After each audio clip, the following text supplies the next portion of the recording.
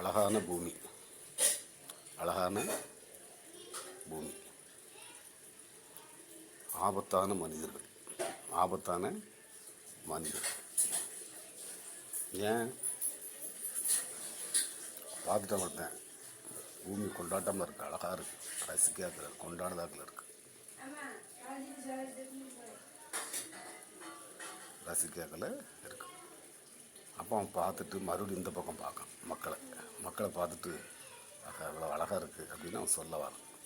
சொல்ல வந்தால் என்ன பண்ணுவியோ, அப்படியெல்லாம் ஒன்றும் இல்லை, எல்லாம் வேறு பெரிய ஆள் தான் தெரிஞ்சுக்கிட முடியும், நீங்களாம் தெரிஞ்சுக்கிட முடியாது அப்படின்னு என்னத்தை வச்சுருக்க, ஆணவத்தை வச்சுருக்க, வச்சுக்கிட்டு அது அன்பாக மாறிட்டு, அதனால் உலகத்தை ரசிக்குது, அது உலகத்தை ரசிக்கும். சரி, திரும்பி பார்த்து உங்களுக்கு கொடுப்பான்னு பார்த்தா ஆபத்தான மனிதர்களாக இருக்கீங்க, ஆபத்தான மனிதர்களாக இருக்கு. ஏன் அப்படி ஒன்று இல்லை அப்படிங்க, அப்படி ஒன்று இல்லை, கண்டுபிடிக்க முடியாது, அது நம்மளால் முடியாது. பிறகு எவனாவது தருவானா அப்படின்னு தெரியாதவன்ட்ட போய் சும்மா என்னத்தையா கட்டிக்கிட்டு அந்தால அங்கே போய் திறந்து ஒரு கதவு திறந்து கிடக்கு, ஒரு கதவு திறந்துருக்கு, திறக்காத கதவாக போய் தட்டிக்கிட்டே இருக்கிய. உனக்கு அதுதான் சரி, உனக்கு அதுதான் சரி.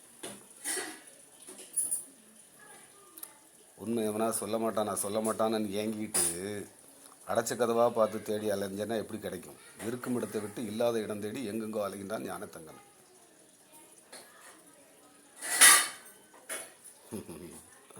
அடுத்த புக்கை எழுத வந்த, அடுத்த புக்கை படிக்கவா வந்த? அடுத்த புக்கு என்ன சொல்லும்னா ஒன்றை தான் சொல்லும்.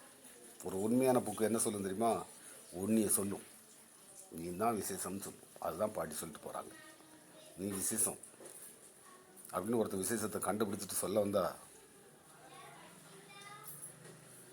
அங்கே போகணும், இங்கே போய் தொங்கணும், இங்கே தொங்குதார், அங்கே ஆடுதார், அப்படி இருப்பார், இப்படி இருப்பார்.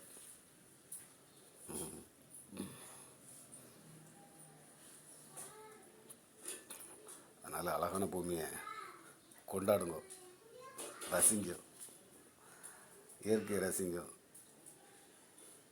எல்லோரும் நல்லா இருக்கட்டும்னு நினைங்க. ஆபத்தான மனிதராக இருந்து அன்பு மனிதனாக நம்ம மாறிடலாம். அவ்வளோதான். என்றும் அன்புடன் ஞானி யோகிநாதன். நன்றி.